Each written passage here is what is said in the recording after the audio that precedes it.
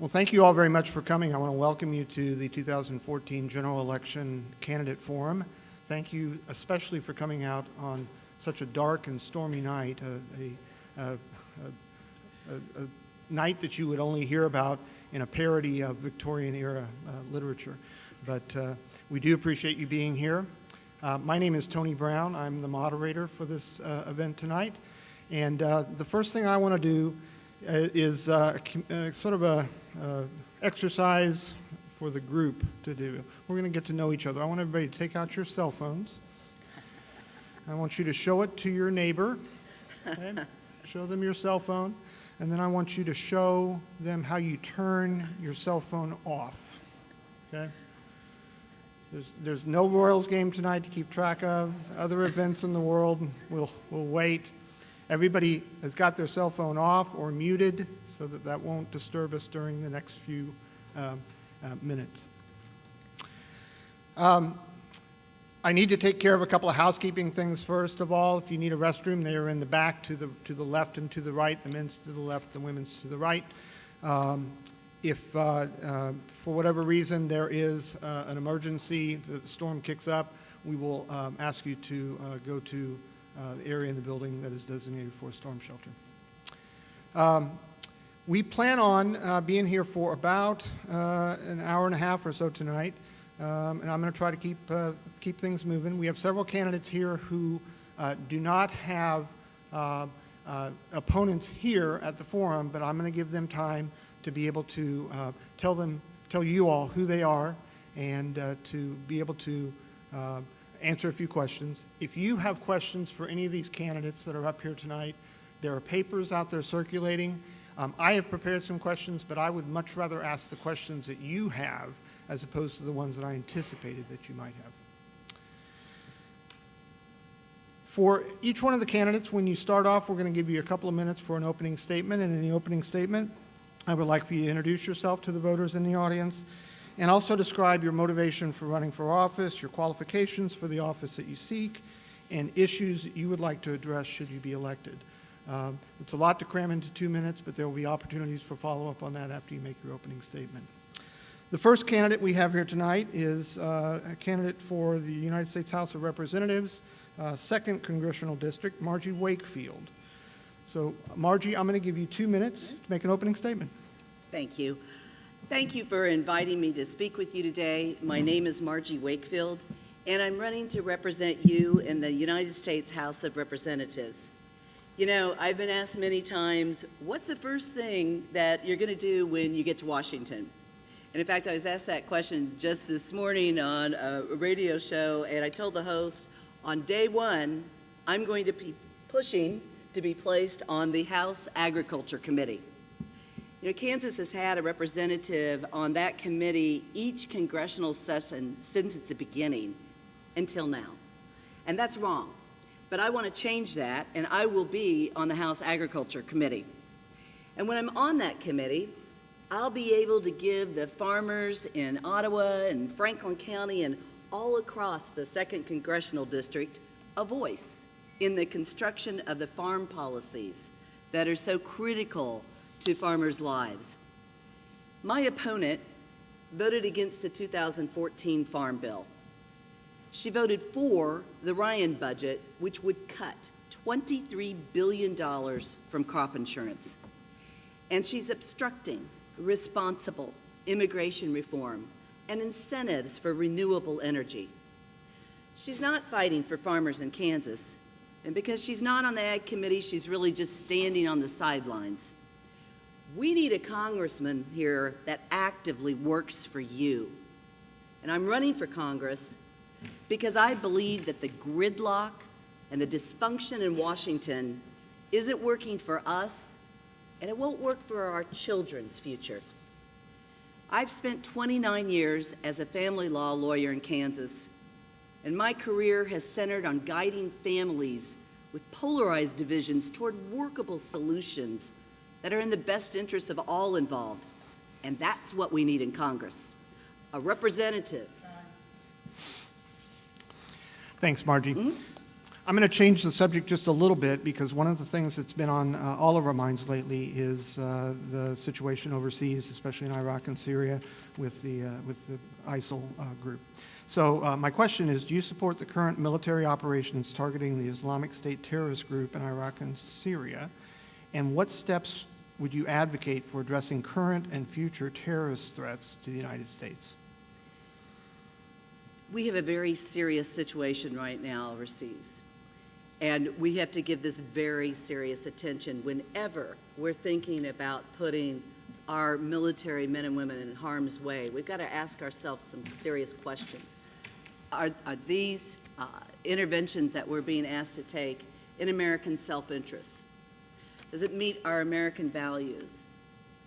And finally, if the answer to those questions is yes, then do we have the capacity, the leverage to make a significant impact with a positive effect?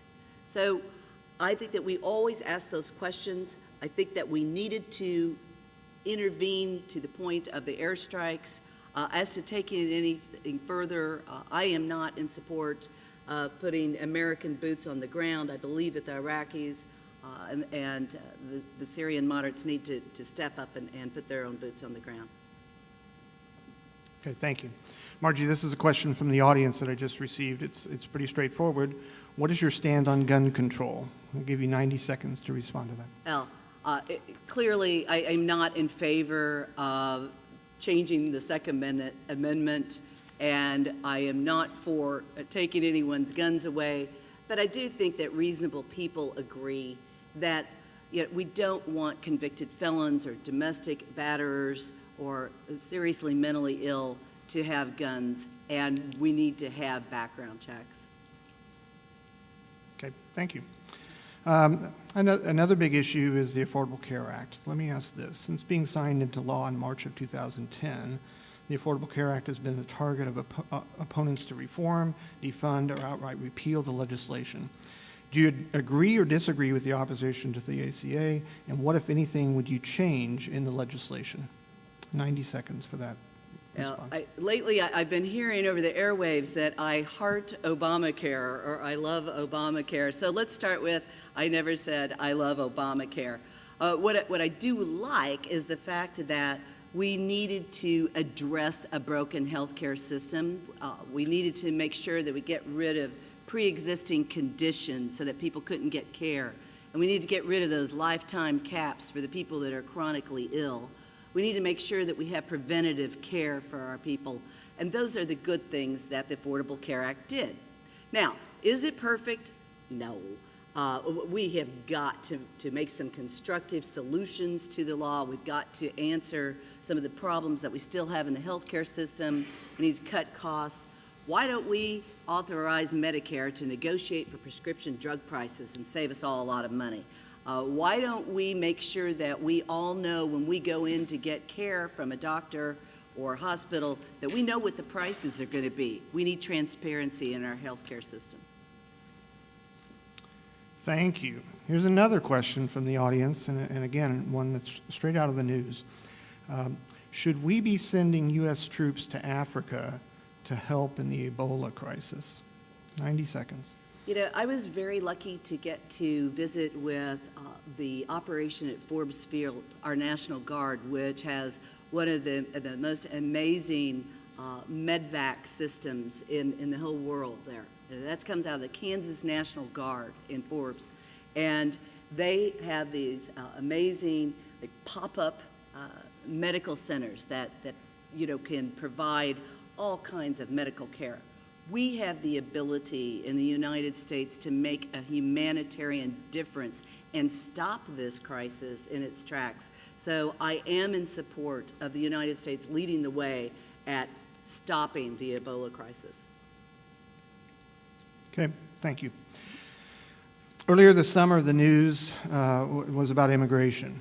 This was the time when there was an influx of migrant children from Central America, and a lot of people at that time were talking about our failed, broken immigration system. Do you have ideas about ways to fix immigration and develop new immigration policy on a national level? Thank you. I don't support blanket amnesty. I think it's the fundamental duty of our federal government to ensure safe and secure borders, and I will vote to get that job done at all times. But I think we need to have a real serious conversation here about immigration in this country. We're not going to deport millions of people at a cost of billions of dollars to us, right? We need to make these people legal taxpayers, and the Democrats and Republicans in Washington can't seem to get that done. And our president has put it down the road. What we need to do is stop the political games and make some decisions that will benefit all of us. We all deserve a solution, the immigrants, our employers, and our citizens.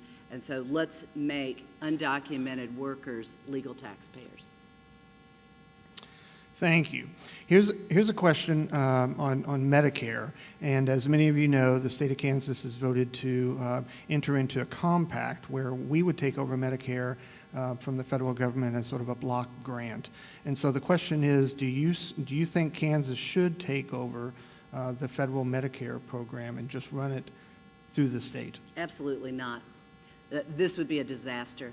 We've seen what's happened with the privatization of Medicaid through the CanCare system. Our providers are not getting paid in time. People are not getting services.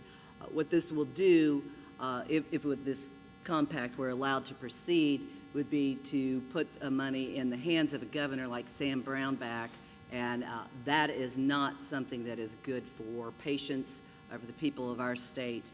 I absolutely disagree with it. Okay, thank you.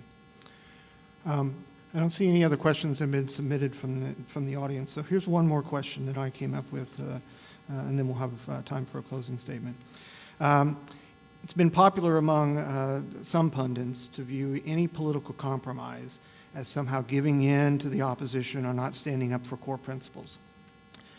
But by all accounts, Americans are frustrated by the current gridlock in Washington.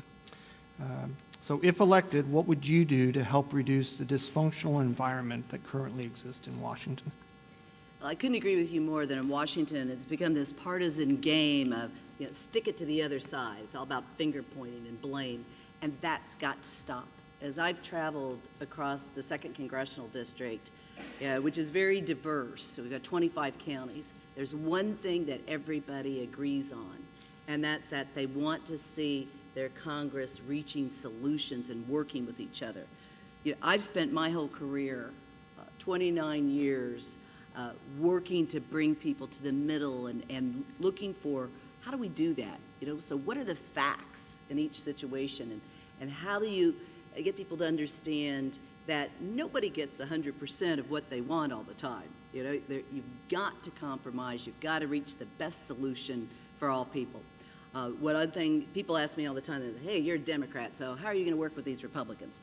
So, well, there's a lot of common sense on, that can be brought to the table on both sides. I know that I think that the Republicans are often very right when they're talking about too many federal regulations or too far reaching. We need to have more common sense regulations to affect business and farming interests. So what I can say is I believe that absolutely, and I will bring my skills as an advocate for Kansas 2nd Congressional District to cut down the red tape of too overreaching regulations. Okay. Thank you very much. Now, we'll give you 2 minutes for a closing statement. Well, I want to thank you all, of course, for giving me the opportunity to speak with you this evening. And as we said, we just don't believe here that the dysfunction and gamesmanship in Congress, led by our current Congresswoman, who is vice chair of a caucus, is working for us. Not going to work for our future. And no matter how you spin it, this has been the least productive Congress in our history. When I'm in Congress, I'll work to provide better opportunities for working families to succeed. I'll give farmers a voice and an advocate in the construction of the policies that are critical to our farmers' successes, including working for those common sense regulations. I'll bring together business, education, and government leaders to build an environment in our district that attracts good paying jobs.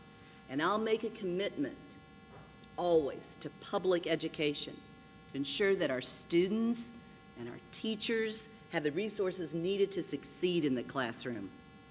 I'll protect the Medicare guarantee and Social Security promise for our seniors, and I'll champion the growth of new industries that are important to the future of Kansas, like wind energy. In Congress, I'll work for Kansans, not a party caucus. We need, expect, and deserve that from our representative, and that's what I'll do in Washington with your help to get there. Thank you all very much. I'll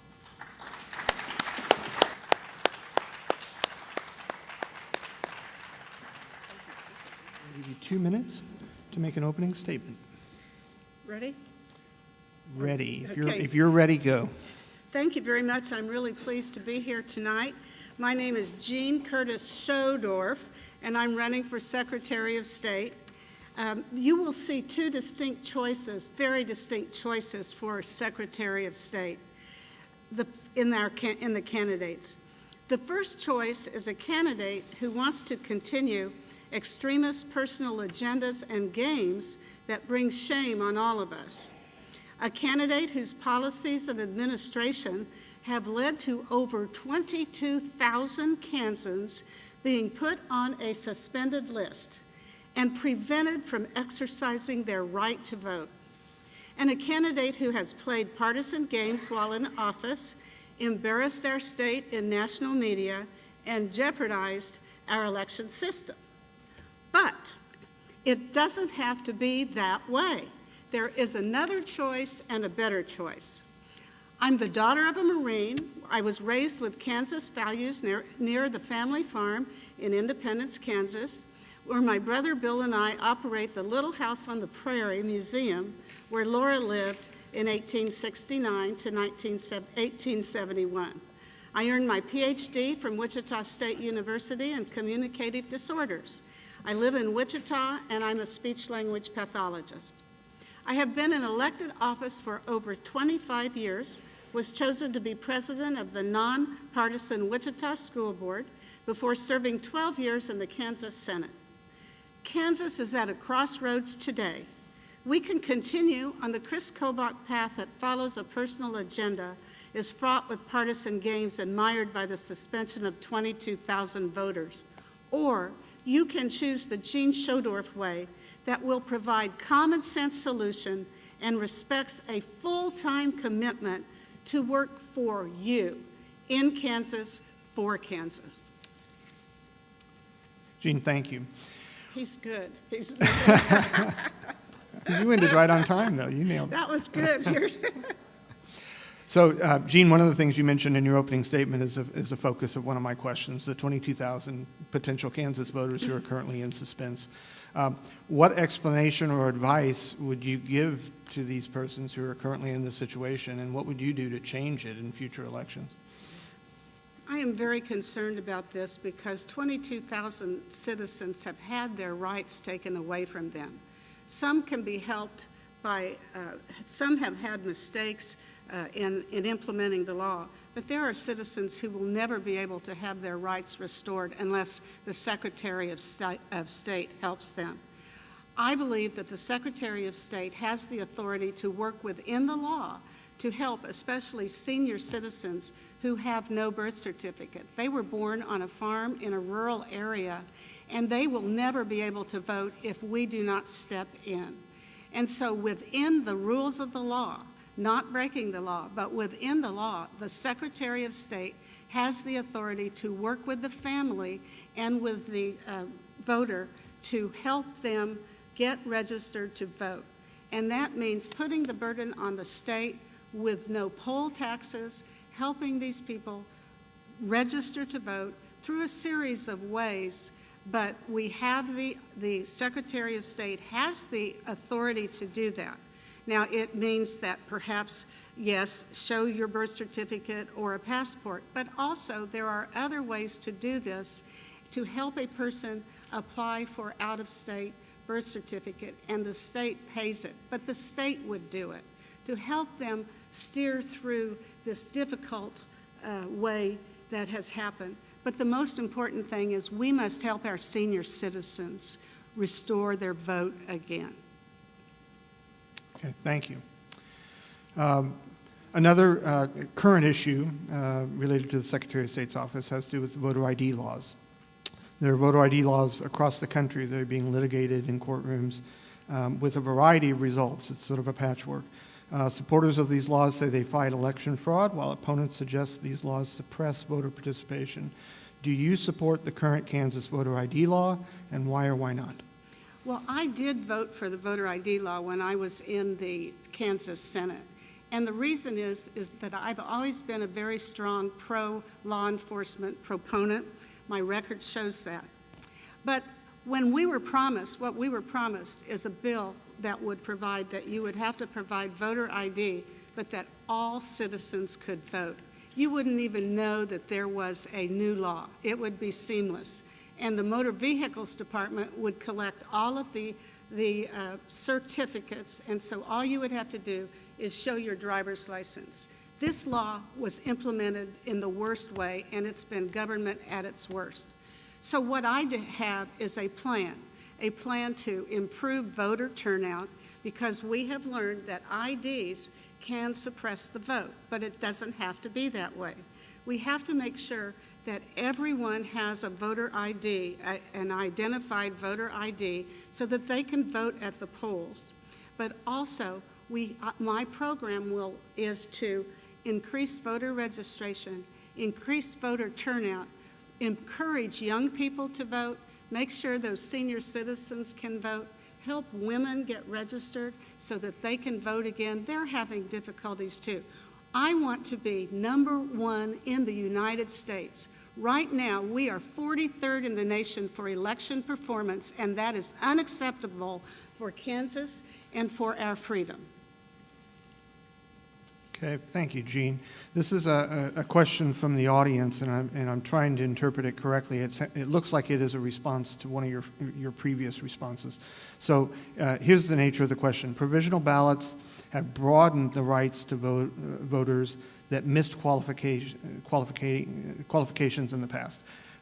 How do you explain that away by saying they have lost their right to vote? I think it's in response to your first answer about the voters in suspense.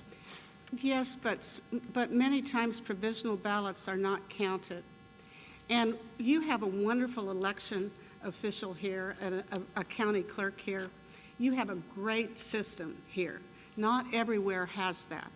And some places use provisional ballots too much. But what I want to tell you about is that, and I hear this everywhere, our senior citizens who have gone to assisted living sometimes have given up their driver's license. Then the kids find out they either did not have their mother did not have a birth certificate, or they have lost it. And then they don't have an ID, and then they don't have a birth certificate to get an ID, thus they can't ever vote. We have to help them, and even if you have a provisional ballot, it's not going to help these folks. These people raised us, they've made our state great. They have fallen into a hole where the Secretary of State has not been willing to admit. So there are people who are citizens of this country, it's their right to vote, and they have had their voting rights denied, and I will not accept that. That's why I am running. I am running to restore voting rights for everybody who are citizens, who are qualified. And so this is a group of people that we have got to come up with another way within the law to be able to restore their rights. And even if they have a provisional ballot, they will not be able to vote, and that is not right to take away their rights. Okay, thank you. One final question, unless we get others from the audience. One of the issues that's been raised with the current Secretary of State is his work outside the state. And so the question is, what is the appropriate balance for the Secretary of State to assume between attending to Kansas issues versus advocating in other parts of the country on other issues that may be unrelated to Kansans? The Secretary of State is paid $86,000 a year. It is a full-time position, and and they are supposed to be fair, nonpartisan, impartial, full-time for the people of Kansas, your servant. running the Secretary of State's office. If you have any kind of part-time work, there could be conflicts. I released my taxes to show that I have no conflicts. I will give up I've got a speech pathology business, and I work in the school system. I will be a full-time Secretary of State, go above and beyond to fix the problems that we have today because our Secretary of State is AWOL. And so having a part-time job when you are a statewide official is inappropriate and is wrought with conflicts. Mr. Kobach refused, when I released my records, to release his. He will not tell us how much he makes, but more importantly, and it's probably more than the salary that he gets because he gets $300 an hour per hour. He is in trial during the day, during a work day. That is a conflict. But more importantly, what are the conflicts that he has? We are supposed to be fair and impartial. We saw that he did not recuse himself when he was working with the Chad Taylor incident. I must be, when I am elected, be fair, impartial, and nonpartisan, help everybody, Republicans, Independents, Democrats, with the business that they need to do in the Secretary of State's office. Thank you, Jean. Thanks. Okay, we have no further questions from the audience, so I'm going to give you 2 minutes for a closing statement. My name is Jean Curtis Schodorf, and I say that because it's difficult to pronounce. But I am from Independence, and I live in Wichita. I am running for Secretary of State, as I said, to be a full-time Secretary of State, to do the business, to do the 600 duties that are assigned to the Secretary of State's office, to be fair and impartial, nonpartisan, and help our citizens. I also have said that with my 3-part plan, be a full-time Secretary of State, but also to have a one-stop shop for business, to help businesses register as fast as they can in the state, do as much as I can, go above and beyond to help them, not just with a website, but to answer questions, to return their certificate of good standing in 2 days, not 6 weeks like the present office is doing. And lastly, I will work to simplify the registration system now within the law, and I will restore the voting rights, work to help restore voting rights for those citizens. We can simplify it and still have safe and secure elections. I will bring audits and to make sure that, again, that we trust our election system. Voting is our voice in this country. We must make sure that our voting rights are here, that we restore them, that we never lose them. Kansas came into this great nation for freedom. We fought against slavery. We were here to come in as a free state. We have always been independent people fighting for freedom, fighting for the right to live here in this wonderful state. And we must fight to keep our freedom. And that's why I am running for Secretary of State. Thank you so much.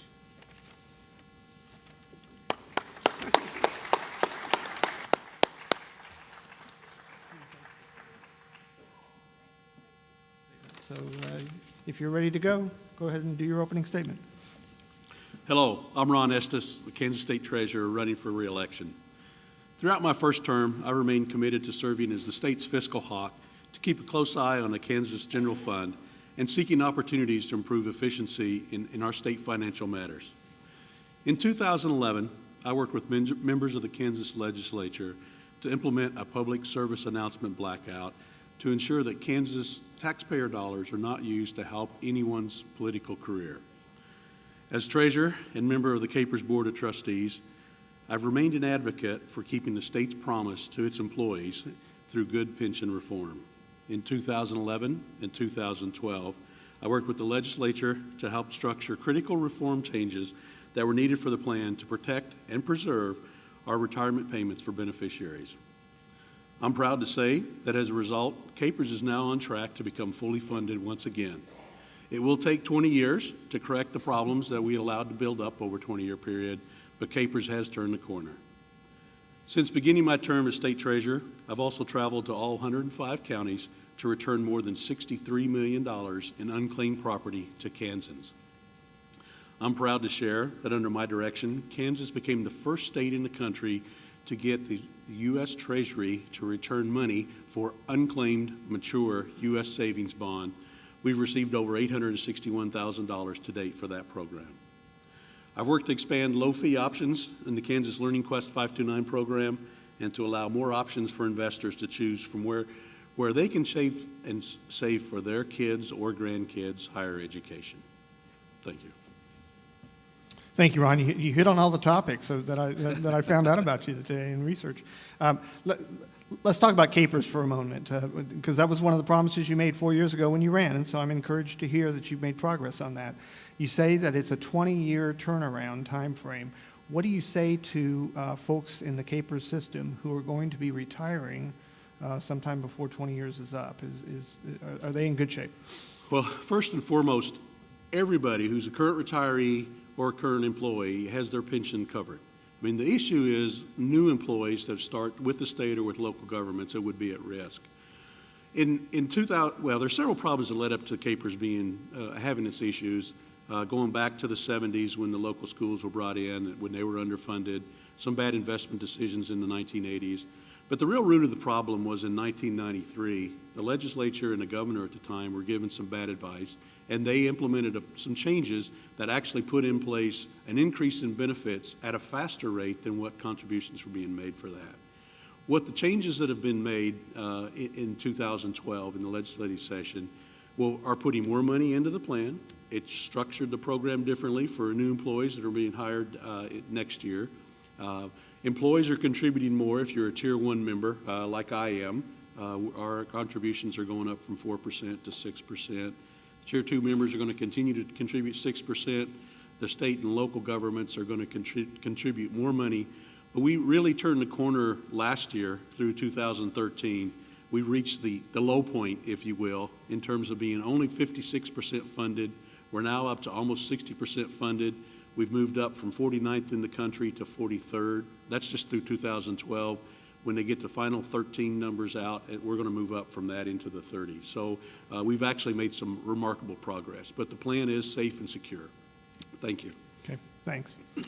One of the jobs, one of the major jobs, it seems like, of the state treasurer is getting rid of unclaimed property that Kansans own that the state, for some reason, has. You've come up with some interesting, innovative ways to get that unclaimed property back in the rightful hands of Kansans. Can you talk about that and say some of the initiatives that you put out there to do this job? Certainly.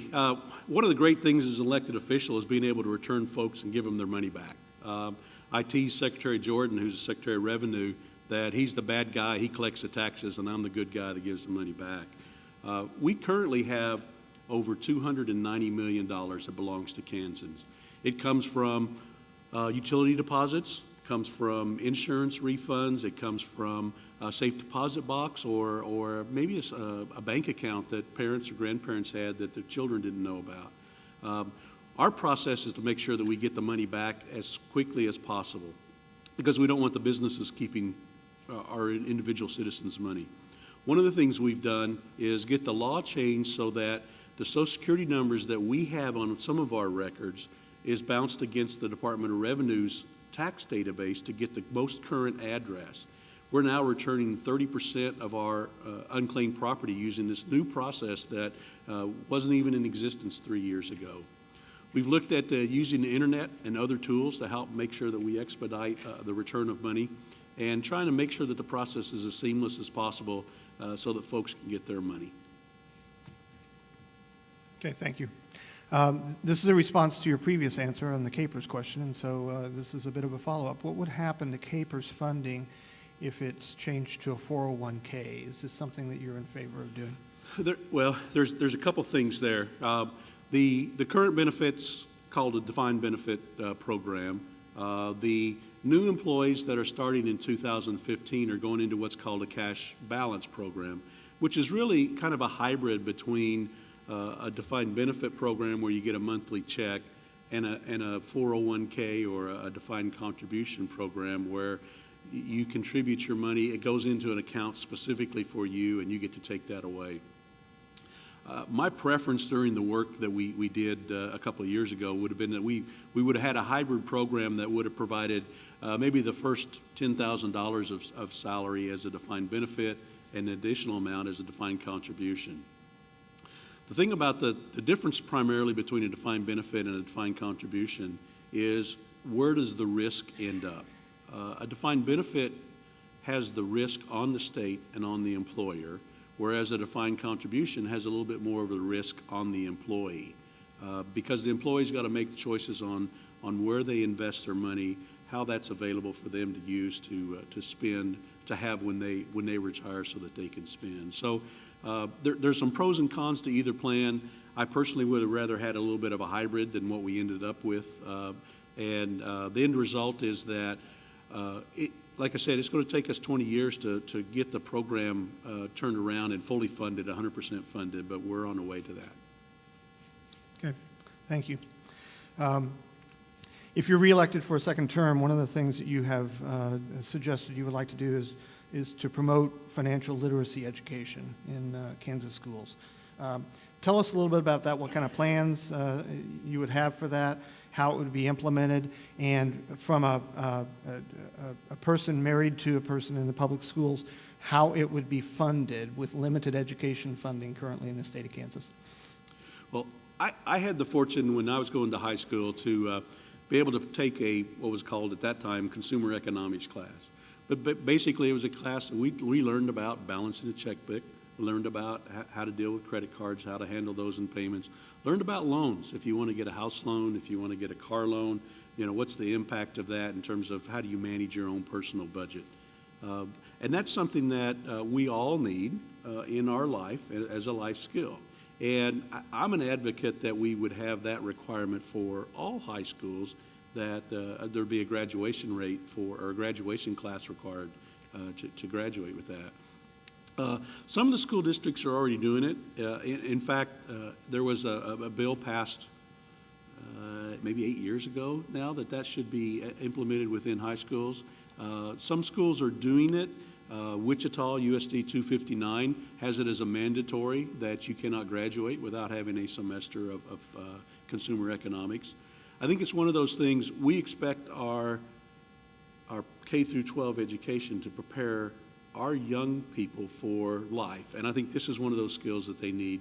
And that should be one of those, in my opinion, that should be one of those curriculum items that we take along with some math and science and my daughter's taking home ec or a fax class, one of those skills that you can use in your life.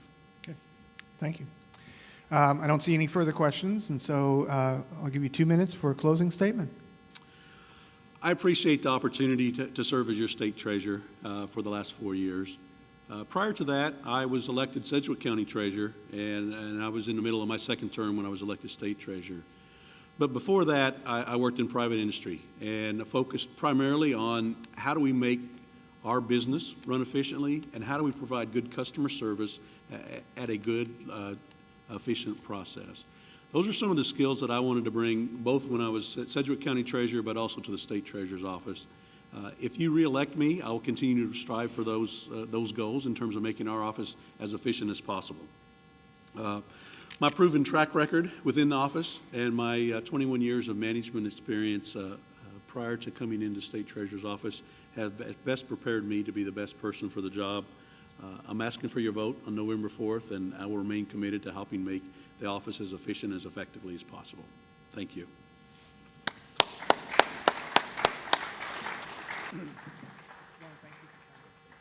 The program. We have 2 candidates that are running against each other for the same position. So let me welcome to the stage Dennis Anderson and Ken Seltzer. Gentlemen, thank you for being here. We're going to follow the same format. I'm going to give each one of these candidates a opportunity to make a 2-minute opening statement, then there'll be a series of questions to which they'll have 90 seconds to respond. We're going to go in alphabetical order, and so Dennis, if you'd like to take 2 minutes to make an opening statement. Well, being a K-Stater, of course, I can follow the alphabet pretty easily. Sure glad that everybody stuck around to listen about an exciting topic, probably the most exciting topic of the evening, and that's insurance. I don't see any enthusiasm out there. I'm Dennis Anderson. I'm the Democratic candidate for insurance commissioner, and I live in Overland Park. I originally came from Smith Center, Kansas, grew up on a farm near Harlan, which is in southern Smith County. Went off to K-State, studied agriculture, and then in does this work the same if I set it down? It does. Yep. Okay, good. It'll pick you up. And then in the 70s, I went off to K-State to study agriculture. In 1979, I graduated, moved to Overland Park. That's where I've lived for the last 30-plus years, and I have a family business. The family business is that of teaching the rules and regulations of insurance and the basic policy forms to prospective insurance agents. It's a family business that we started, and it was a partnership consisting of my dad and my mother and my sister and myself. My parents are now retired. My sister is still my business partner today. I'm in this race because a lot of people that I care about could sure use my help, and I happen to know a good deal about insurance.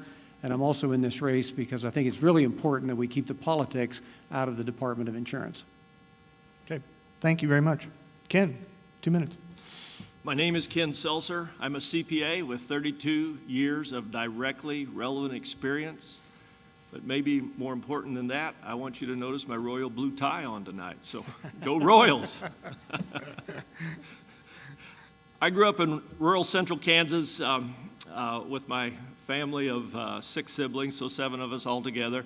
I also went to K-State, went into accounting, got an accounting degree, graduated with honors, and went on to the Kansas City area and became a CPA for 6 years. Went back to school, got an MBA, and came back to Kansas City and got into the insurance and reinsurance business where, again, I've been for 22 years. For 32 years. For the last 21 years, I've been with a company called Aon Benfield. I'm an executive managing director there, and look forward to retiring if I'm fortunate enough to win your vote on November 4th. I do have a number of credentials in the insurance business, reinsurance business. I'm a CPCU, that's a Chartered Property and Casualty Underwriter. I'm an ARE, that's an Associate in Reinsurance. I'm an FLMI, that is a Fellow of the Life Management Institute. So in addition to being a CPA, credentials that are deep and broad in the insurance industry. We think we have about 80 to 90 lines of insurance to supervise in the insurance department. It takes somebody who has experience in a number of lines who can do good things. Before my opening statement's over, though, I just want to mention that I did marry a lady who grew up over by the Lewisburg Cider Mill. This area is obviously close enough there. You know where the Lewisburg Cider Mill is. She and I own a farm there now. I live in Leawood, but we spend a lot of our weekends there. We're both farm kids that grew up, got a good education. I want to be your insurance commissioner on November 4th. Thank you. Thank you, Ken. Dennis sort of joked about the fact that this is oftentimes perceived as not being a very exciting topic. This was the area of the forum that I struggled with the most in coming up with relevant questions. Luckily, on Saturday morning, I picked up this copy of the Kansas City Star, and I brought it as a prop because an editorial in Saturday's edition of the Kansas City Star identified this race as crucial for Kansas voters. The core reasoning of the editorial was that the incoming insurance commissioner would play a key role in helping consumers find affordable policies through the federal insurance marketplace established by the Affordable Care Act. I have 2 questions on this. One, is this an accurate assertion that you all will play a role in Kansans getting access to policies through the insurance marketplaces? And secondly, if it is the case, do you support the Affordable Care Act, including expanding Medicaid eligibility in Kansas? Dennis, you got the opening statement, so I'm going to give Ken the first shot at this question. I do not support the Affordable Care Act or Obamacare. I think we blew up 18% of the U.S. economy with one bill that hardly anybody read. It doesn't make any sense. There are far better ways to accomplish what is needed to be done there, like let the free market work so that we can bring more competition to Kansas for your hard-earned insurance dollar. That's an important distinction. Over the last 20 years, we've had a continued decrease in the number of companies that are willing to write health care insurance in the state of Kansas. This is only aggravating the situation. I do want to point out this is a federal law. It is not a state law. It is a federal law. Our Office of Insurance Commissioner is a regulatory and administrative job. It is not even a Kansas legislative job. We don't create statute out of this office. We should not be issuing mandates. We should be encouraging the free market to work. And if you hire me to be your Kansas Insurance Commissioner, we're going to work at that every day. We're going to bring good business practices to this incredibly important state department. We're going to help bring competition back for your hard-earned insurance dollars. Thank you. Okay, thank you, Ken. Dennis, same question, 90 seconds.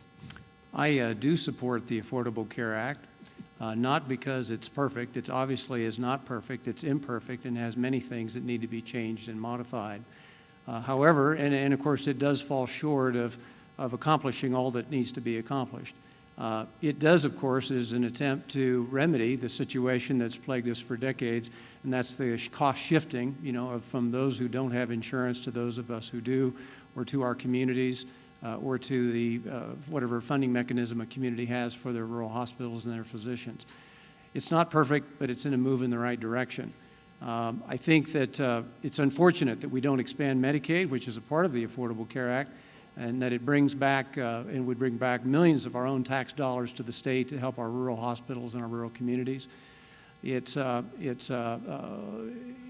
obviously has a number of things that is good about it. It means that your insurance company can't cancel you just because you get sick. It means you don't have to declare bankruptcy if you find yourself buried under a mountain of medical bill debt. The Affordable Care Act, I know, it's a good campaign slogan. I want to talk about the Kansas Department of Insurance. We, of course, regulate at the State Department private insurance. Medicare and Medicaid is federal. It's as if your private insurance is your vanilla and your Medicare is your chocolate. The Affordable Care Act is your swirl, where you have private commercial insurance with new federal rules of engagement. We do have direct control over the vanilla, but if the chocolate melts down, we have a heck of a mess on our hands. And it's our duty to fulfill and communicate to Kansans what their health care choices are. Okay. Thank you very much. I've got a couple questions from the audience. One, I think, was answered by your answers there, but I may come back to it. This question has to do with Medicare, so a different national program. This person writes, I'm 72 and on Medicare. How can the economy of scale of 40 million people on Medicare be bettered by the 62-year-old plus population, the group that's in Medicare, of a small coalition of Midwestern states? So I'm not sure. It's a healthcare compact. Yeah, okay, healthcare compact question. There you go. Dennis, I'm going to give you the opportunity to respond to this first. The Healthcare Compact is a bill that was passed in the Kansas legislature as a protest against the Affordable Care Act. It was not well thought out and not well conceived. It's a program that's promoted by a billionaire, as I understand it, from Texas. Basically, what the Healthcare Compact proposes is that it would bring all the federal dollars for Medicare as we know it back to the state of Kansas in a grant single payment of about $7 billion. And then Governor Brownback or whoever was in the position would then decide how to manage that proceeds. Basically, it means that all senior citizens who are now on traditional Medicare would forfeit all of the guaranteed benefits that they currently enjoy.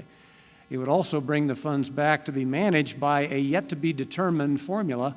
We presume that it would be given to a private for-profit company, maybe three, to manage to decide how to pay it out. And of course, it's in a grant, so that means that if the economic experiments that we're currently going through here in Kansas put us in financial shortfall, there might have to be some severe cuts in terms of Medicare. I think the Medicare Healthcare Compact is not good policy. With all due respect for my opponent, there is so much misinformation coming out about this from the entire Democratic ticket. up and down. We heard several speakers earlier that I think had some misinformation about this. The healthcare compact was designed to bring control back closer home. All of us know that things that come out of Washington are bloated, inflated, cost more than they need to do. This is an effort to bring the decision-making closer to home.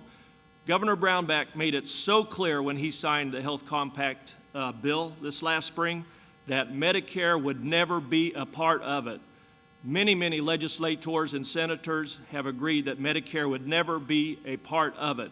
We would never change the benefits for Medicare. Under the federal law already has decreases built in. So let's get the information right. I support the healthcare compact because it brings decision-making closer to home. We can be more efficient, be more in control of our own future. Thank you. Okay, thank you. Insurance, it turns out to be a subject that not many people know about, nor do people really want to think about it all that much, because whenever you're using it, it means something bad has happened. What kinds of educational initiatives do you think would be beneficial to help Kansans sort through these very complicated issues to make the best decisions for their health? Ken, I think it's your chance to go first. The insurance department and the insurance commissioner has 3 charges that are put to it by statute. When it was created, we were required to, as commissioner, to educate and advocate for Kansans, to regulate insurance companies, and to license insurance companies. It's those 3 things that we're required by law to do. A huge part of it is to educate and advocate for consumers. That can get done by well-trained agents. That can be done by people who are qualified to sell insurance. We have this navigator system that's been set up in Kansas and elsewhere that need to be licensed and meet certain basic educational requirements so that they know what they're doing when they help you with your health insurance. We can do all kinds of things that are required to help Kansans. Remember, this is a federal law. The Affordable Care Act is a federal law. We need to have federal funding if we're going to do some things here locally. It's not a state law. Okay, thank you. Dennis?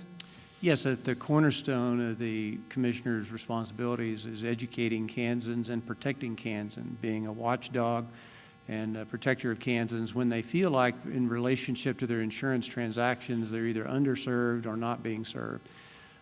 So they can go to the department for no cost and receive assistance with their claims. It's to make sure insurance companies are held accountable and do fulfill their promises. It's to educate consumers.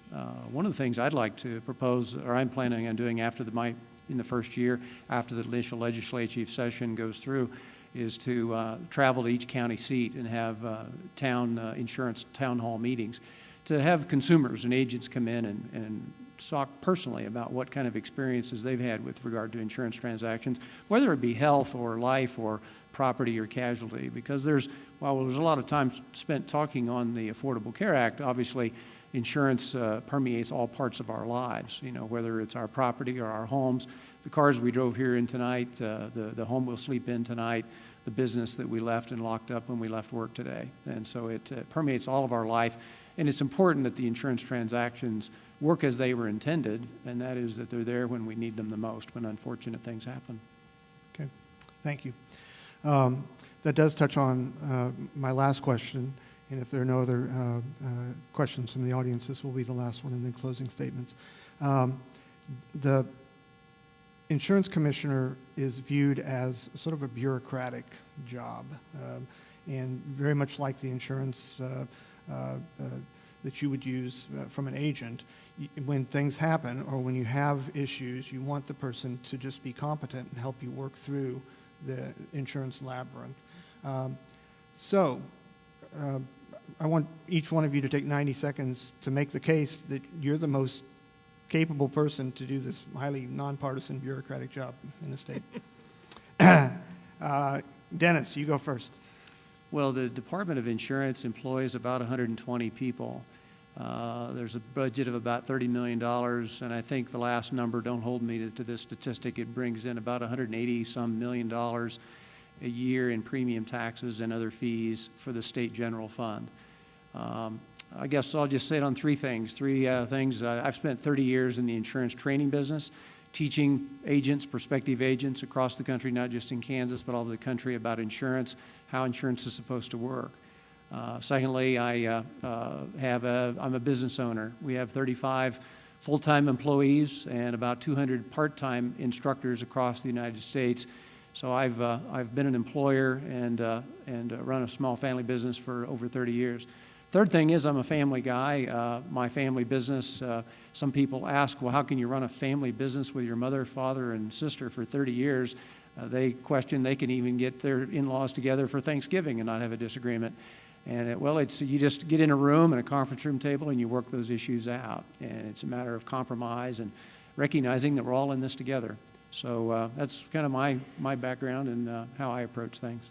Okay, thank you. Ken?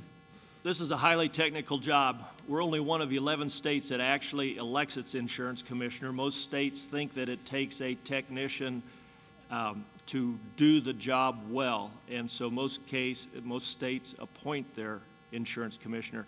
Kansas elects. It's elected since for a long, long time. The department was started in 1871, and we elect our commissioner. Sometimes people think that it takes a different personality to run for the office than it does to be the technician that can administer the office. I hope you see in me both of those things. I can communicate and communicate very effectively with consumers, with agents, with the industry. Our goal has to be to bring more competitors to this state so that they're competing for your hard-earned dollar. Insurance is expensive. The rates keep going up. Coverages keep narrowing. We want them to expand. We need more competition to make this happen. I'm going to be advocating for Kansans every day on the job.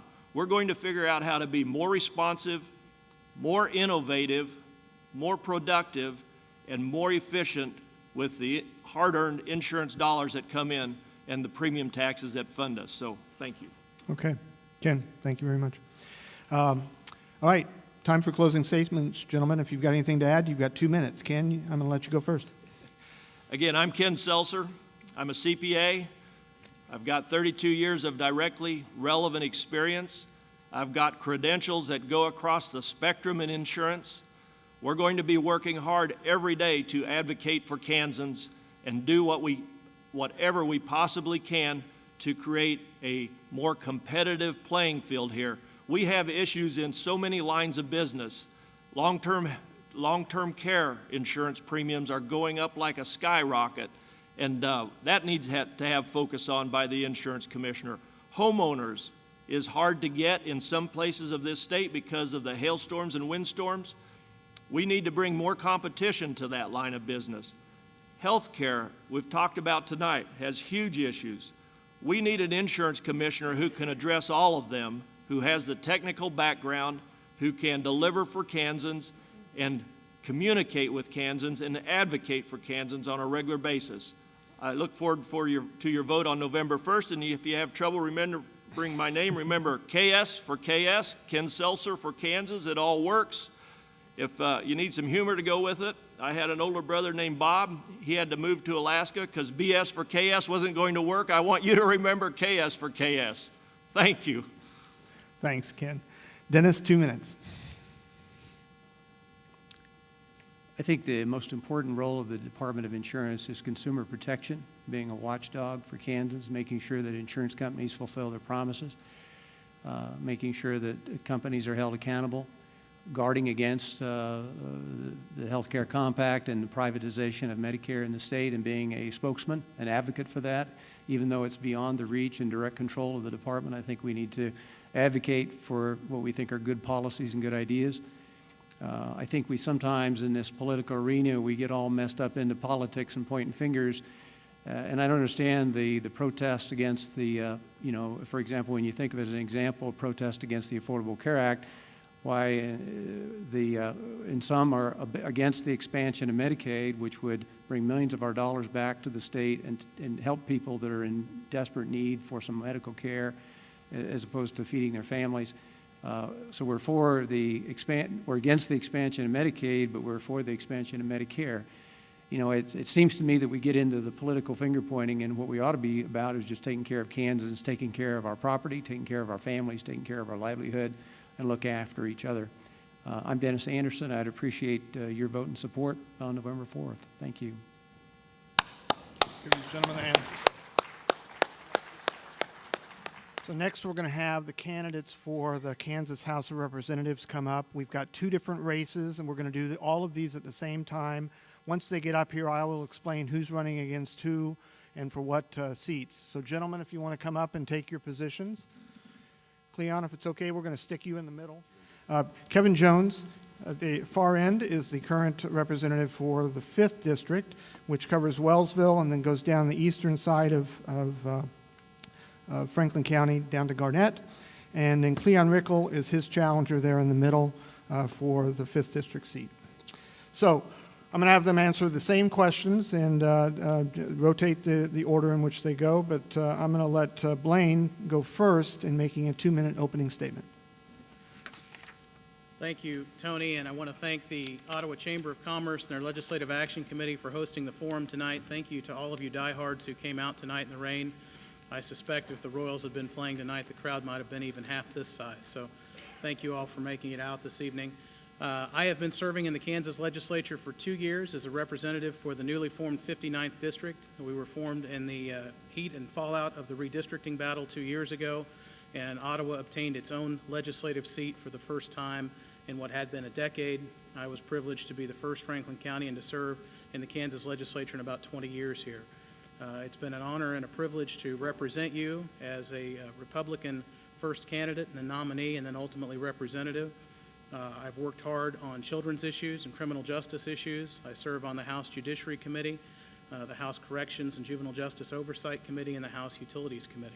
So I have the privilege of being on some very good committees and being able to work on some issues that are of local import and certainly issues that are important in the criminal justice system and to our young people and to the state of our judiciary. I'm going to keep it short tonight since my opponent is not here. You do have a choice on November 4th. I hope that you will take this into account as well as my previous public service, and I will leave the bulk of the time for these two gentlemen who I'm sure will have much to say to and about each other. Thank you. Okay. Thanks, Blaine. All right, Kevin, follow up with the 2-minute opening. Thank you very much. Hey, guys, first of all, I want to echo what Blaine just said. Thank you guys for coming out. It tends to be, you know, I was a pastor for about 8 years, and when it rains and it's cold and, you know, the diehards come out a lot of times. And so I want to thank you, first of all, for that. I am Kevin Jones, and I'm 39 years old. Sometimes I go to the door and people think I'm a lot younger than that, but I am 39. I'll be 40 in about a month. I live up in Wellsville, and we have 6 children. Nicole and I are very blessed. We have 6 kiddos, and we've been there now, after I got out of the military, about 4 years. And 2 of those years I have spent representing the 5th District as your representative to the State House. And so just to go back a little bit, I graduated from Wellsville High School, went K through 12 there. When I graduated there, I went on to Johnson County, got an Associates of Arts, went on to KU, got a bachelor's in Science and Education. And then from there, I went into, I had an opportunity to go down to Wichita. I went to a Bible Institute there and pastored for about 8 years. During that time, I met my wife. And we had our first child. And a month later, I entered into the military. I went into Army and spent about 5.5, 6 years in the military, where I served with the 1st Special Forces Group up in Fort Lewis, McChord, up in Fort Lewis, Washington. And so I was up there and came back here. I had a desire for public service. I thought it was important to be involved.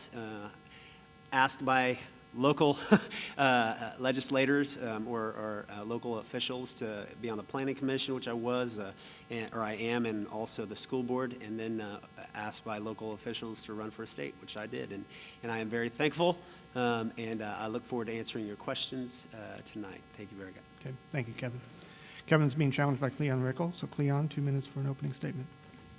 And I'd like to thank you for being here as well. I'm Cleon Rickle. Most of you know I'm a longtime newspaper editor and reporter, and now I'm a radio guy for KOFO. And I'll have to confess, it's kind of weird sitting up here instead of the back like I normally do. I kind of told people that being in the back was safer because when the rotten eggs and tomatoes started flying, they were moving away from me. What you may not know, I am a member of the school board for Anderson County USD 365 in Garnett, also a member of the Garnett Library Board. And I've used my skills as a reporter, which is listening and asking questions and observing, which are actually pretty good qualifications, I think, for being a state representative. On the school board, we've improved our students' performances. We have the test scores to show it. We've managed to pay teachers more every year despite some rather difficult times. And with voters' help, we've made some significant improvements in our buildings. Same thing with the library. We've managed to improve our librarians' pay, have added more books, added services, and all of that on an extremely tight budget in both cases. I'll mention something in a couple of things in closing. Rickle's rule of politics #1, the golden rule, he who has the gold makes the rules. Unfortunately, that has been the case a little too much in the last 4 years. And Rickle's rule of politics #2, which always, if you learn anything out of this tonight, tax reform consists of shifting the shaftee. You'll hear about tax cuts, but what's happened is that there's not been much tax cut. What there's been is a lot of shifting from billionaires to you and me. Thank you. Okay, thank you, Cleon. I'm going to build on that with my first question. Kevin, this is for you to answer first. We met budget projections at the state level in July and August, but then in September, tax revenue was down again by $21 million. This shortfall, along with revenue shortfalls earlier this spring, has led the nonpartisan legislative researchers in Topeka to predict that Kansas will face a budget shortfall of $238 million by July 2016. It's becoming clear that some kind of cuts to the state budget are probably going to be necessary. So the question is, what programs will you cut to keep the state budget in the black? Thank you for the question. And yeah, that's one of the things, when I came to Topeka the first time, one of the things that has happened is that we are trying to make all of the load of our government float. We have to make it make sense, just like our own local budget or our personal budgets. It has to make sense. And so when we look, and that's when we were questioning or voting on the budget this last year, that's where that's why I didn't vote for that, is because if you look so many years down the road, it does not work. We have to do have our plan take time. In 2012, when the implementation took place, man, I mean, job creation, job growth, it was 167% that of Nebraska. Our economy grew twice as fast as Missouri, so it works.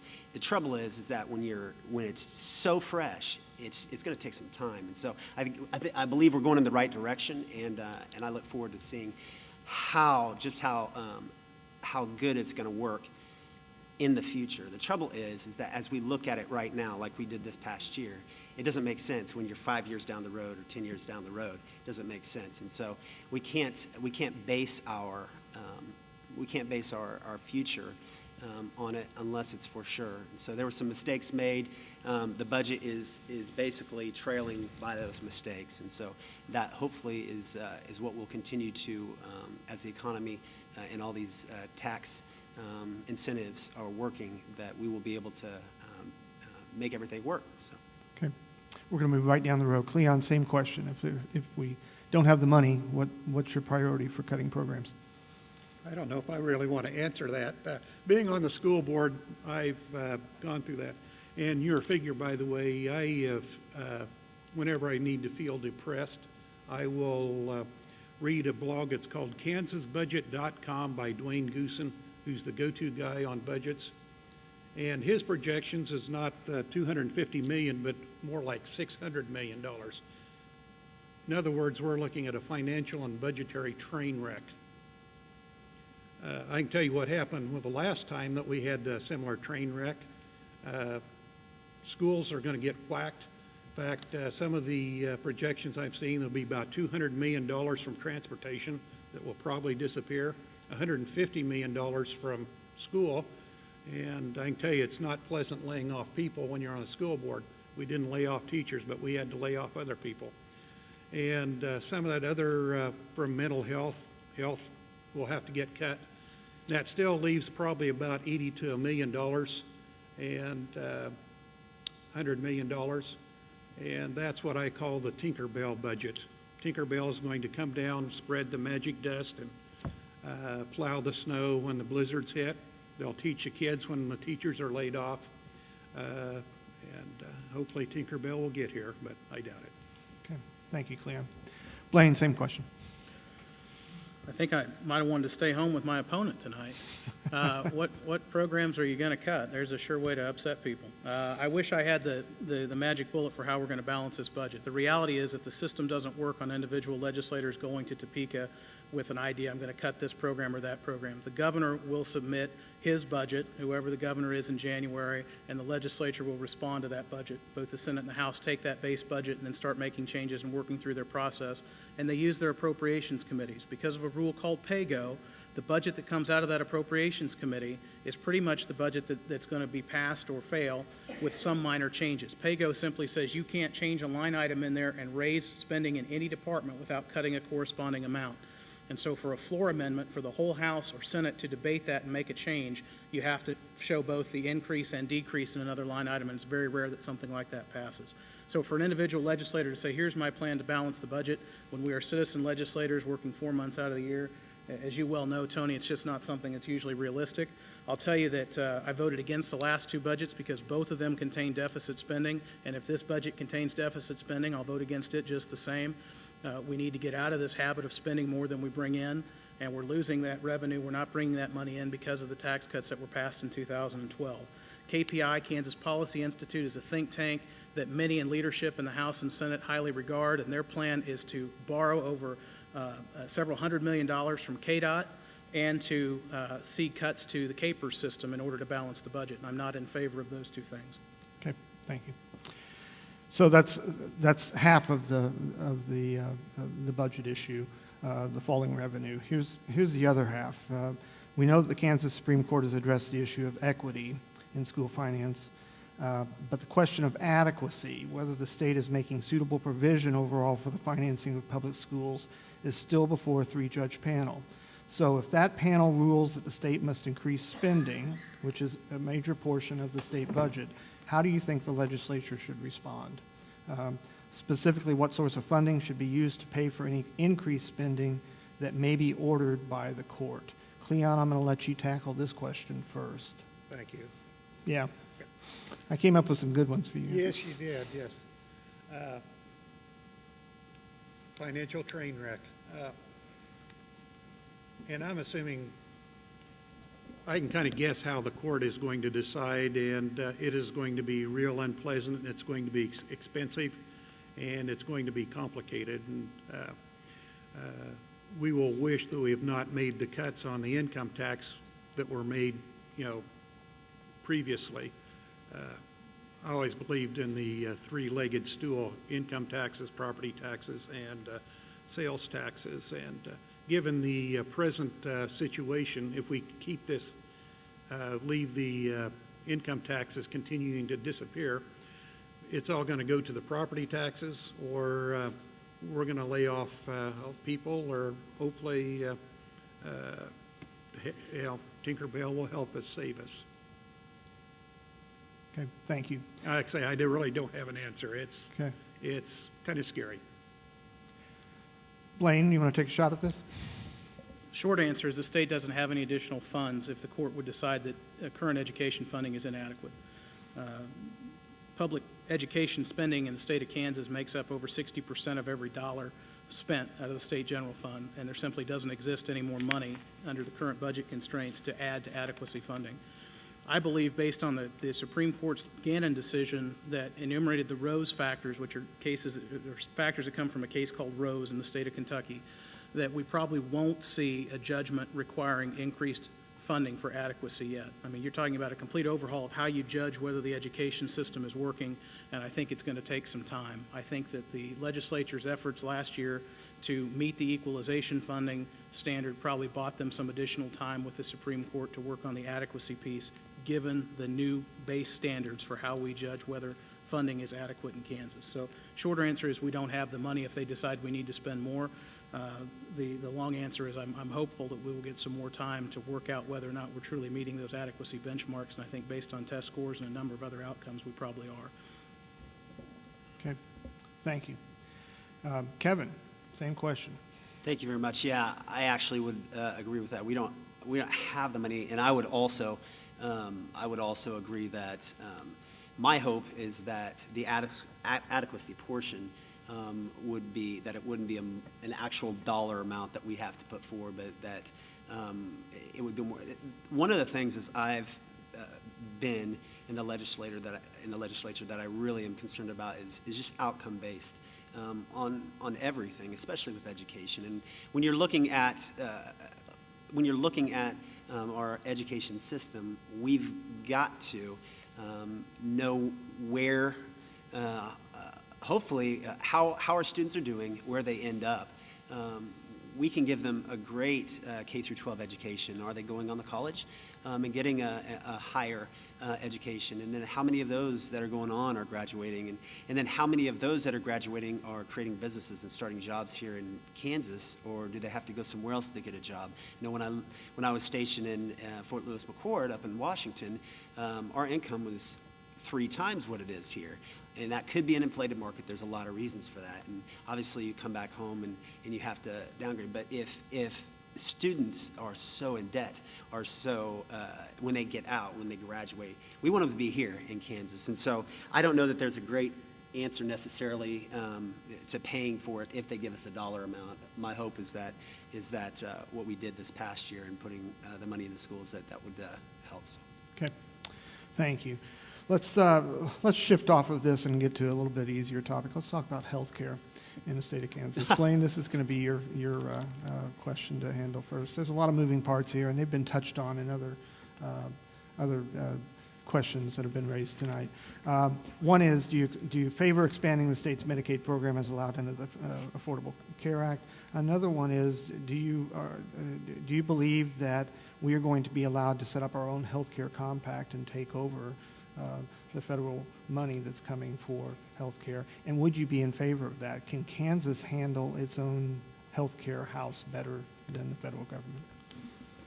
And how much time are you allotting for this question? 90 seconds. All right, let's get started. Medicaid expansion. I think Medicaid expansion is the governor's decision to make, and he needs to lead on that. He said that he was researching this and that he would lead on it when the time was appropriate. I think that decision, that time is drawing short. I'll tell you that in my conversations with Larry Felix, Ransom Memorial Hospital former CEO, and Matt Hine, the current CEO, there is a concern amongst our smaller community hospitals like the one here in Ottawa that if Medicaid is not expanded, they could see significant financial hits. They could see a diminished level of service to residents in Franklin County and around this area, and I'm very concerned about that. I voted against the bill that would have tied the governor's hands to lead on this issue, and I certainly hope that he will be coming out soon with a plan on how we can have a Kansas solution to the expansion of Medicaid. I know that the Kansas Hospital Association is going to be working closely with the legislature next year to talk about this issue, and I think if not doing so is going to harm the level of health care to the citizens of Franklin County, it would be negligent for me to go to Topeka and vote any other way than what is in the best interest of the residents of this community. On your second question on Medicaid, expansion of Medicaid and then the compact. The compact, and you heard a lot of different opinions about the compact tonight, what it says at its core is that Congress can authorize the states to create their own health care system, that they can work together, as many of them as passed the compact, and I voted for the health care compact bill. when it was before me because we wanted to send a statement that we could design a Kansas solution. That does not necessarily include Medicare. It may, but it is not required that the compact strip Medicare. That decision would rest with Congress alone, and Congress could decide to grant some funds to us as a block grant and retain others. So what you've heard tonight about all those funds immediately being stripped is not necessarily true. It's a complex issue, and I wish I had more than 45 remaining seconds to explain it. Sorry. Listen, you guys are running for these seats, and I didn't put you up here. I'm just asking the questions. Kevin, you want to address these two major issues with healthcare in Kansas? Yeah, absolutely. Thank you for the question, too. Yeah, this is one of those that I get an email every other day from my constituents running the hospital down in Anderson County. And it's one of those things that they say you're giving up so much money. And that's understandable. I definitely understand that, of the money coming back from the federal government. The trouble is, and I truly believe this with all my heart, is state sovereignty. It's our own individual sovereignty, who we give control over our health care, and how important that is. Medicaid expansion, I feel, you have to look at the federal budget. And you've heard the saying, it's like somebody giving you a baby elephant. Well, obviously a baby elephant, when it's cute, it's good, but it's going to cost a little bit. And then as it grows, it's going to cost a whole lot more. And with the sustainability of our federal level and our current level of debt at the federal level, I really have consternation about allowing the federal level to be in control of our health care. I just do. And so with both these, whether it's Medicaid expansion or a health care compact, we're looking for the best solution for Kansans. One of the things I feel like is very important is we take care of our elder, we take care of our older generation, and we take care of our children, obviously. And that's one of those things that these really do impact a lot. And so I believe that Kansas can do it better because we are right here, and we can do it better than the federal level can. So. Thanks, Kevin. Cleon, same question. You got 90 seconds.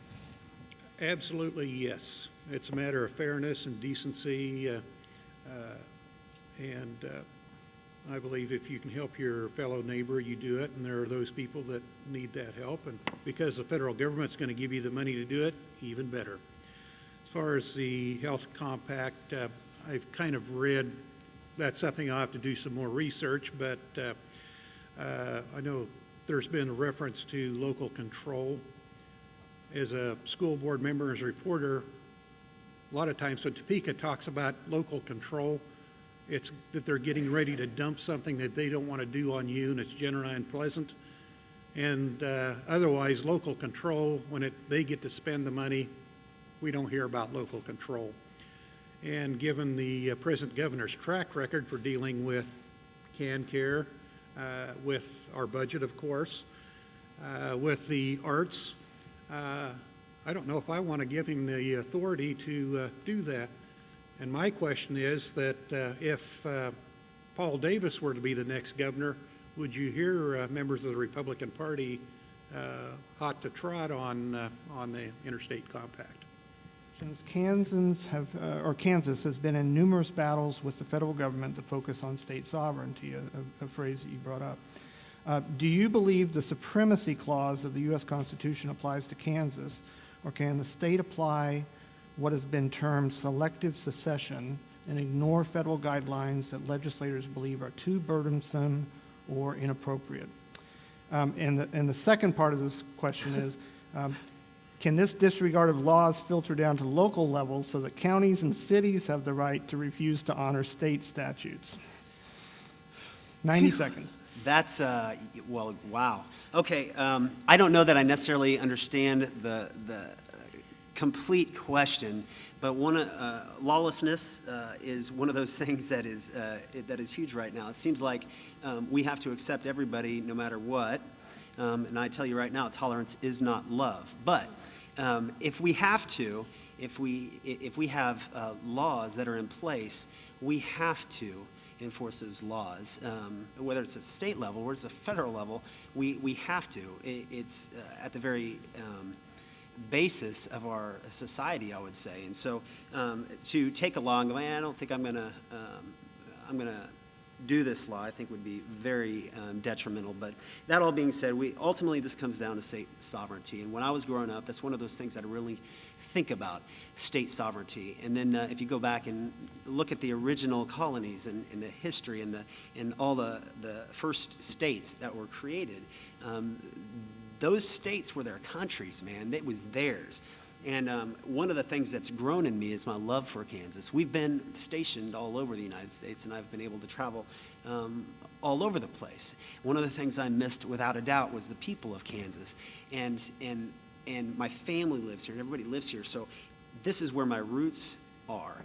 And I want what's best for our state. And so when I find out that we're doing 167% better than Nebraska, I'm happy. When we're moving forward as a state and growing as a state, that's when I think it's important. So to think lesser prairie chicken, whatever it is, when it comes to the federal level and us giving up our opportunities here, and we're tying our own hands to be able to move forward, I believe that the ideas that can come for Kansas are by far superior to what we can do at a federal level. I truly do. So I hope that answers That does. to Yeah, a degree. I get that. Thank you, John. Okay.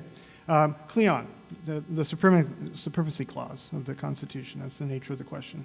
What's your response?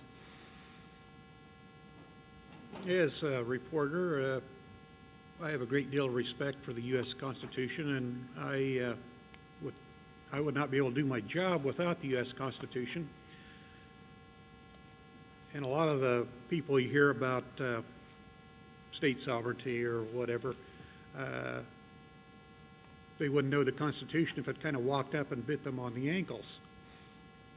The Supremacy Clause and the Section 1, Right. Article 1, Section 8 and 9, it says the federal government does this, state government does that. There's some argument in between, but the whole idea that you hear the prairie chicken and all this, that strikes me as being nullification, which is the old Southern Confederate doctrine of, well, we do whatever we want. We had a civil war over that issue, and in Kansas, if you know your history, Kansas took one of the heaviest hits per capita in number of soldiers killed over the question of nullification. I don't agree with it. I think I also noticed that all these people that are talking about, well, we need the state to be in control on that. Notice they aren't turning down federal money for the NBAF or the state highway money. If you want to talk about, well, the nasty federal government, don't talk about their money. All right, this is going to be a 30-second question. It's very direct. It's from the audience. We've already talked about school finance and the importance of that, but this is a direct question from a member of the audience that says, will you support our schools to keep them open, right? And it's so direct, I'm going to give each one of you 30 seconds. Cleon, I think we're to you. So will you support schools to keep them open? Yes, but a lot of that depends on the budget. If the budget, you take the cards that you're dealt, I will do everything I do to keep, and I kind of promised people at the school board I would not close any schools, and we've not done so. And no, it's a direct attack on the communities, the families, and but like I say, who knows with the money. Okay, Blaine, will you support the schools in the communities you serve? Yes, absolutely, and part of my work last year on the equalization funding and the school package that passed on Friday night by broad bipartisan basis, supported by Governor Brownback, was designed to increase that equalization funding for small districts like West Franklin that I represent, so that they can keep those schools open. As the state has throttled back that equalization funding, small districts have been hit hardest, and they have found themselves unable to keep their full range of schools open and have had to face the specter of consolidation. Okay. Kevin, same question. Short answer is absolutely. And to add to that, our funding for our schools, K through 12 right now, is 50.2%, give or take, right there. That's a huge amount of our budget. It's the fourth in the nation on allocation to our schools. So honestly, with the budget we're given, it would be negligent of us that our schools should close or that any of them should close. I mean, ultimately, we're trying to give the education, a superior education to our kids. So, sorry, man. That was short. Okay, thanks. All right, 2 minutes for closing statements. Gentlemen, Blaine, I'm going to let you go first. Sure it wasn't his turn? I'll do it then. Oh, no, Blaine. Blaine, I did say Blaine, didn't I? Yeah, No, you I said thought you me. did. yeah, Blaine goes first. Cleon can go first if he wants. No, feel free. How about it? Well, now you give me 2 minutes. 2 minutes, We can talk yeah. about Go McCulloch v. ahead and Maryland and finish the your Bank of the question United about the States and supremacy clause. nullification. Thank you again, all of you, for coming out tonight. As Representative Jones said, you truly are diehards for being out here, and I want to thank each and every one of you for coming out. I'd like to personally thank my daughter Brody, who's here tonight, and my father Ralph, the best darn sign guy in all the land.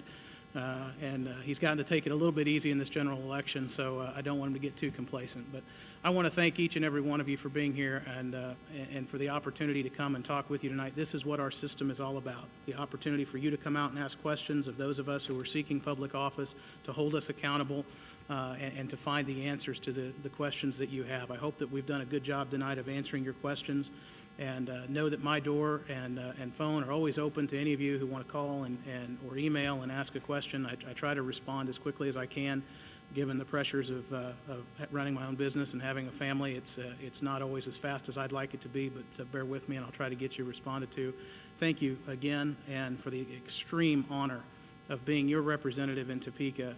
This is my hometown. I love it, and I love the people here, and I love the opportunity to go to Topeka and say that I'm from Ottawa and from Franklin County, and that I represent the 59th District, one of the best districts in the state of Kansas. Thank you. Okay. Thank you, Blaine. Kevin, I'm going to let you go next. We're going to keep the same order we've been going, so 2 minutes for a closing statement. Great, thank you guys again for coming out on this wet evening to hear us and hear what we have to say. I'm compelled to run for election. I really thought about it. I was asked by the paper, they were like, well, why are you running? Because I've always given the answer that I'm inspired by a verse in the Bible that says, the greatest among you will be your servant, whoever is first must be your slave. And so that was my desire, is to serve. And they said, well, why are you really, what's your, and I thought about it, and truly what it is I want for my children to, and this is 20 years down the road, I want for them, when they have grown up and they have an education, they have a love for Kansas, for the platform and foundation that it can be, or that it is, for them to achieve or run after the American dream. I want them to live here. I want them to be close to home, but I want them to live here, and I want them to work for for the great thing that we have here in Kansas. I truly believe that we have the best people in Kansas, and there are certain things we have to take care of that are absolute needs that we need to take care of. Some issues that didn't come up, like water issues and things that we need to take care of, and then there's things that are basically, if we go to other countries, they don't have them. They're luxuries for us. So we have to do the things that we can to make this state the best place to be 20 years from now. And that might require a little bit of hurt now. Anybody who's started a workout program will know it doesn't feel great when you first start. There might be some hurt here and there, but ultimately, if we look down the road and say, I'm making my votes based on what this will do 20 years down the road, then we will have a place to live that's going to support the essential and the effective government programs that we need and that we have, and will also be hopefully drawing people to our state, saying what's going on there, and that they can live here, and that we can have a great retirement, a great life. So. Okay. Cleon, 2 minutes. I've lived and worked all across the state in small towns, and what I've learned is small town and rural Kansas, the life and the culture is worth saving. A lot of people don't believe that, but anything that I can do to promote that, I will fight for that. As I mentioned, I learned over the years to listen, to ask questions, to observe, and not talk as much as I've done up here tonight, but and I think that will stand me in good stead in Topeka. And I will, being a working staff, I will represent you, working staff, small business owners, I will not represent billionaires like a lot of people seem to enjoy doing. And I disagree. Actually, I think the 5th District is just as good as the 59th. I would appreciate your vote. Thank you. Thank you, Cleon. Let's give these gentlemen a hand.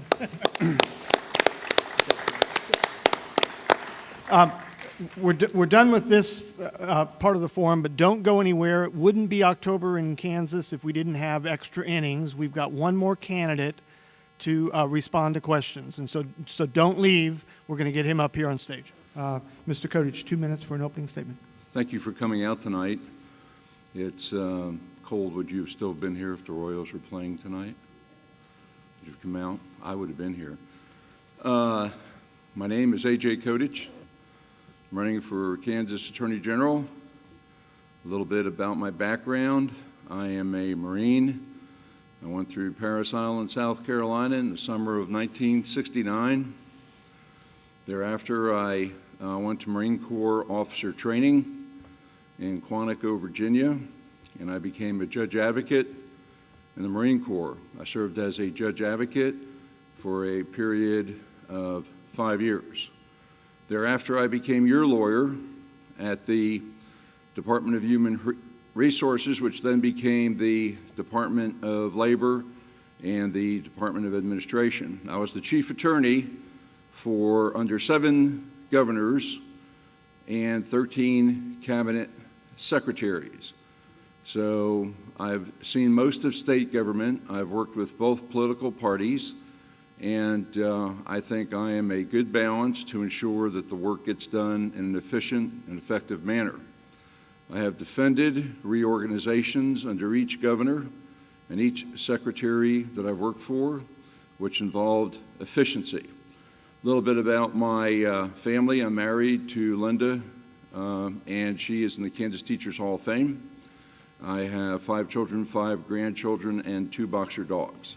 Your current Attorney General is spending in excess right now of $8 million in hiring outside attorneys to do his work. He has staff attorneys. There are 43 of them, counting himself, and yet they are spending your taxpayer money in hiring outside counsel. I will stop that. I will litigate those cases. That's what I've been trained to do. So I would appreciate your support and your vote. There's no one that has better experience than I do, and you allowed me to be your attorney for over 3 decades. Thank you. Thank you, AJ. Here's a first question from the audience that has come out of the blue. I don't know where this came from. They've been saving them. What is your stand on gay marriage? What is my stand on gay man? If we're talking about being a lawyer, you obviously have to defend our Constitution.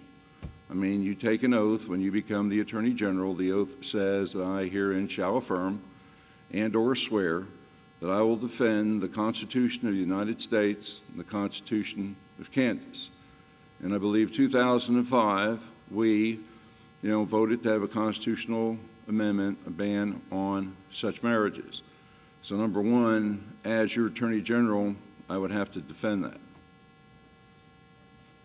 Okay, thank you. The second question that was submitted was on same-sex marriage as well, and so I think you sort of covered that in your response there.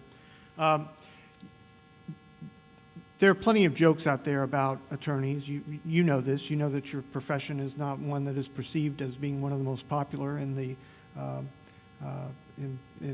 world. And now you want to be the primary attorney, the Attorney General in the state of Kansas. Part of your role is going to be for advocating for everyday Kansans to make sure that our rights are met. Can you speak to that advocacy part of the job that you are seeking? Yeah, that's what I do, and that's what I've done all the years I've been your chief attorney in 3 departments under 7 governors and 13 cabinet secretaries. I think that you represent all the people in a uniform and consistent manner. What you see here is what you get. I'm in nobody's pocket. I will not be a lapdog for anybody.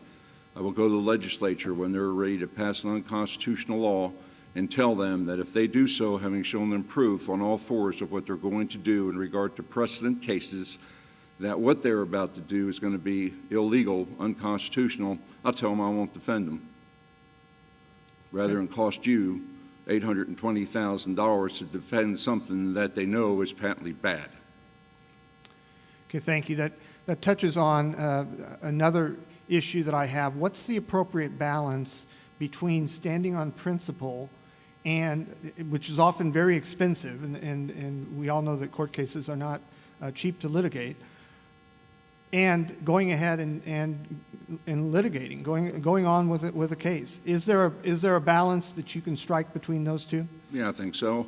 I don't want to substitute my judgment or opinion for anybody else in the legislature. I really don't, but I want to exercise thought leadership and show them that what they're about to do is going to be held sooner or later within the next few years unconstitutional. It's going to cost you, the taxpayer, gobs of money. Not only mention that, we have individuals, private attorneys trying those cases.